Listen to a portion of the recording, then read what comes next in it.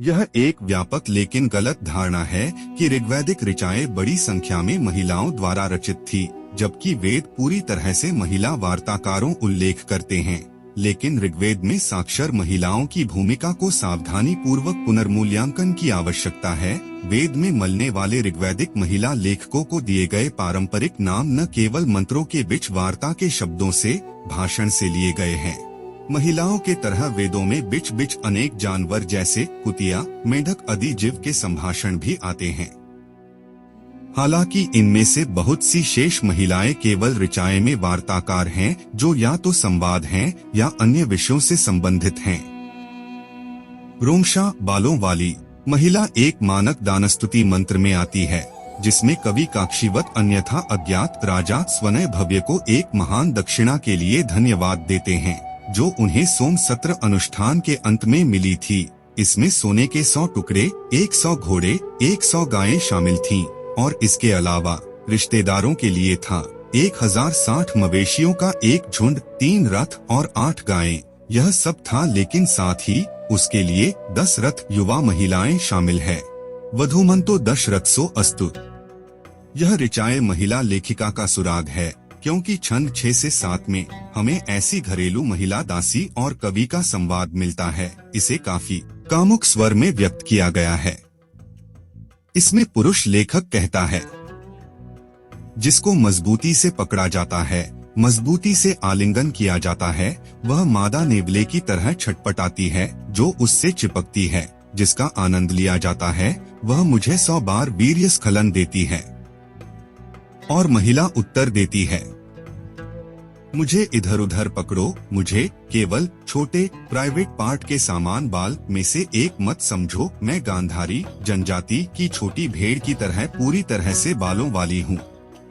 संक्षेप में यह फिर से कवि की आवाज है, जो श्लोक 7 को एक महिला के मुंह में डालता है, जो उसकी कामुक छिपी इच्छाओं के लिए उल्लेखनीय रूप से उपयुक्त है।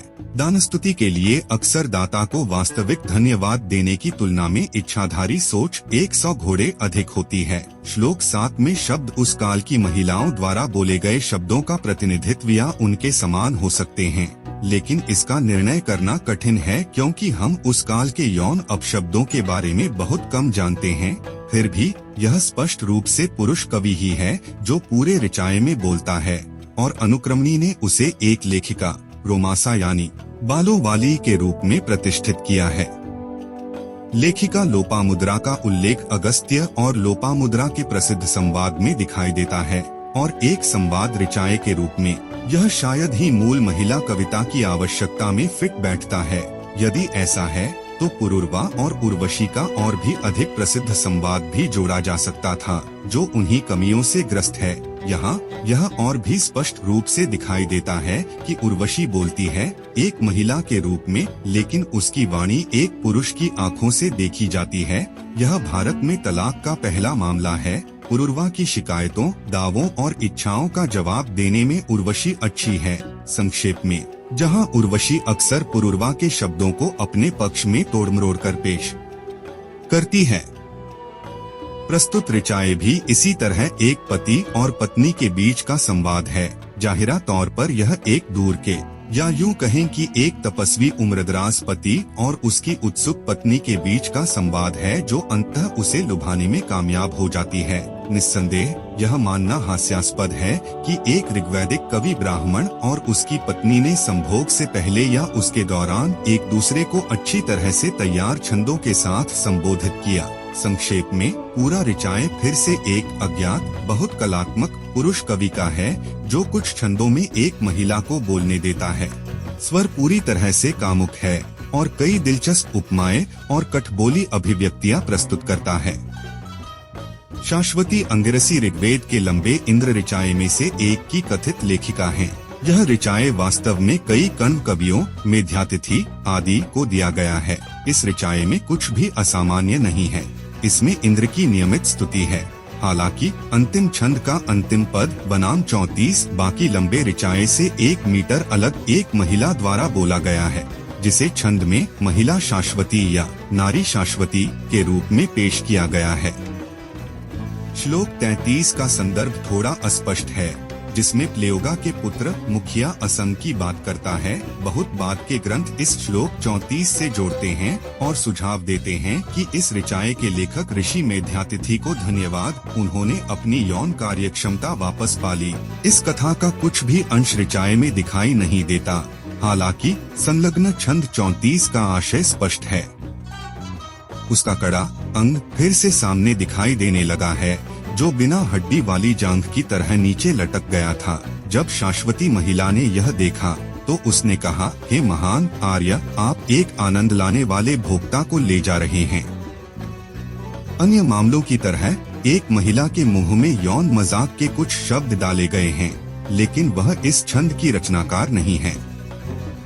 गोधा शाब्दिक रूप से गाय दूधने वाली एक मादा वारन सरीसृप इंद्र के नियमित ऋचाए में पाए जाने वाले 2 छंदों का कथित लेखक है, जिसका श्रेय अनुक्रमणी द्वारा युवनाश्व के पुत्र मानधात्र को दिया जाता है। श्लोक 6b और 7 की रचना एक महिला द्वारा क्यों की जानी चाहिए यह स्पष्ट नहीं है। हालांकि 6b शक्तिन बिभार्षि मंतुमह का 8.134d सुभाराम आर्य भोजन बिभार्षि और वायाटहनी एक वंश की शाखा बनाम 6 के साथ साथ अपवित्र संबोधन के साथ कुछ समानता है। एनजीए जेनेट्री जेनेट्रिक्स शायद यही कारण रहा होगा कि अनुक्रमणी ने संदर्भ की परवाह न करते हुए यहाँ एक महिला वक्ता लेखिका को देखा। यह भी ध्यान दें कि श्लोक 6c एक खंड है जो पहली बार श्लोक 1 में पाया जाता है, जो ऋग्वैदिक लेखकों का एक विशिष्ट कॉपीराइट स्टाम्प टहनी की शाखा को पकड़ो मेढे की तरह अपने अगले पैर वाले हे उदार है। एक कवि द्वारा रचित यह अच्छी तरह से गाया गया ऋचाए इस प्रकार अचानक 6b में शामिल हो जाएगा। निम्नलिखित श्लोक 7 भी मदद नहीं करता है, क्योंकि कोई महिला आवाज सुनाई नहीं देती है। हम किसी भी चीज में असफल नहीं होते, हे देवताओं, हम कुछ भी छिपाने की कोशिश नहीं करते, हम आपकी सलाह का पालन करना चाहते हैं। यहाँ हम पक्षों को कंधों को पकड़ते हैं अधिक से अधिक, लेकिन इसकी संभावना बिल्कुल नहीं है। श्लोक 7 को यौन संकेत के रूप में देखा जा सकता है, जिसका उच्चारण बहुवचन में किया जाता है, जैसा कि महिलाओं को कभी कभी वेद में करना पड़ता है जब वे एक संयुक्त परिवार से संबंधित महिलाओं के समूह के पीछे छिपना चाहती हैं। इससे अंततः कुछ महिलाएं बच जाती हैं, जिनके पास ऋग्वैदिक लेखिका बनने की सबसे बड़ी संभावना हो सकती है।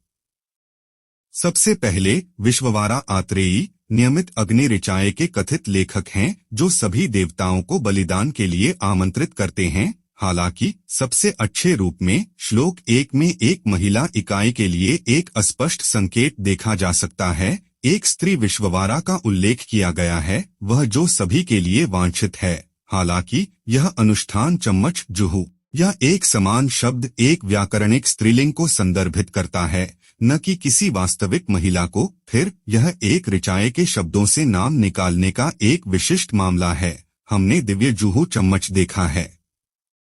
हमारे पास ऐसी कई महिलाएं हैं जो पतियों की तलाश में हैं, क्योंकि एक युवा महिला को वास्तव में अविवाहित नहीं रहना चाहिए।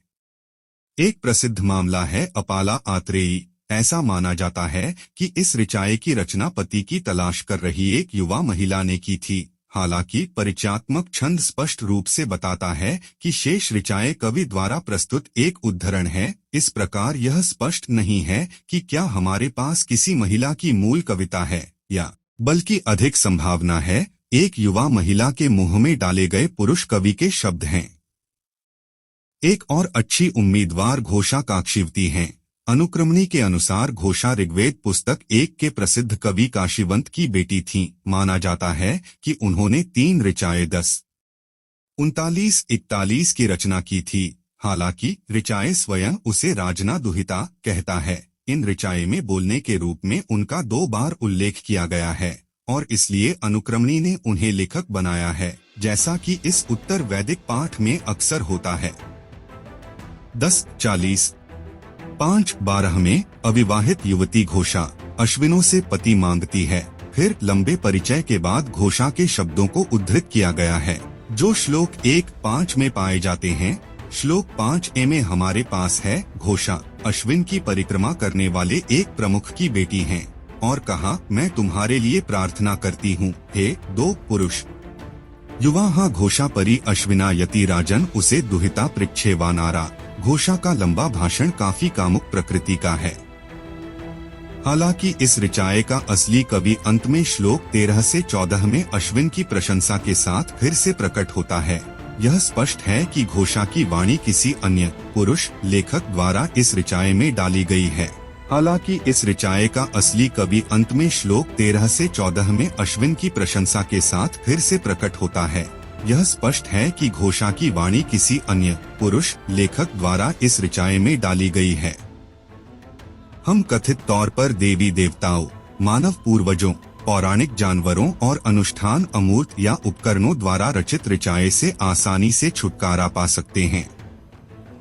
ऋचाए में बोलने वाली वास्तविक ऋग्वैदिक महिलाओं में से अधिकांश संवाद ऋचाए या पुरुष कवियों द्वारा रचित अन्य कविताओं में कभी कभार वार्ताकार होती हैं। केवल कुछ महिलाएं ही लेखिका पद के लिए उम्मीदवार बनी हुई हैं।